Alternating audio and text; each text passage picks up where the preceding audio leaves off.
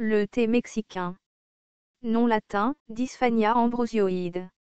Famille, Amaranthaceae. Nom commun, thé mexicain. Propriétés thérapeutiques. Analgésique, antiasthmatique, antifongique, carminatif, diurétique, emménagogue, estomacique, sudorifique, le fruit est vermifuge. Partie utilisée, plante entière.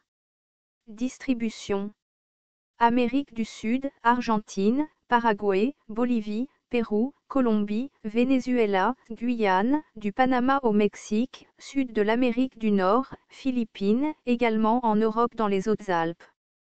On trouve la plante sur les terrains vagues secs et cultivés, bords de rivières, lits de lacs asséchés. Botanique. Le thé mexicain est une plante herbacée glandulaire dressée ou ascendante, ramifiée, souvent de près d'1 mètre de haut. Les tiges sont inclinées, lisses ou glanduleuses pubescentes. Les feuilles sont oblongs-lancéolées de 3 à 10 cm de longueur, avec des marges lobées et avec une odeur aromatique lorsqu'elles sont écrasées. Les fleurs sont petites et épicées, régulières et parfaites. Les sépales sont 5, parfois seulement 3, enfermant l'utricule, qui mesure moins de 1 mm de long. Les étamines sont autant que sépales, hypogynes ou quelque peu périgynes, filaments distincts. L'ovaire est unicellulaire, libre, généralement déprimé, les styles sont 2 ou 3. Les fruits sont des utricules, la graine horizontale, lisse et brillante. Constituant. L'ingrédient actif est l'ascaridole, un monoterpène. La plante produit des anthraglykosides, des dérivés de l'acide cinnamique, des mucines et pectines, des saponines, de l'amidaline, des huiles volatiles ascaridole et géraniol, du cymène, de la terpénine. Utilisation culinaire. La plante est utilisée comme condiment diététique.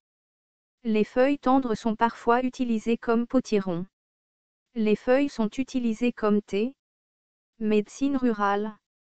Dans les pharmacopées traditionnelles, on l'utilise en infusion comme vermifuge et antigrippal, et en décoction très chaude contre les maux d'estomac, et les hémorragies internes liées à une chute. Et en tisane pour purifier le sang.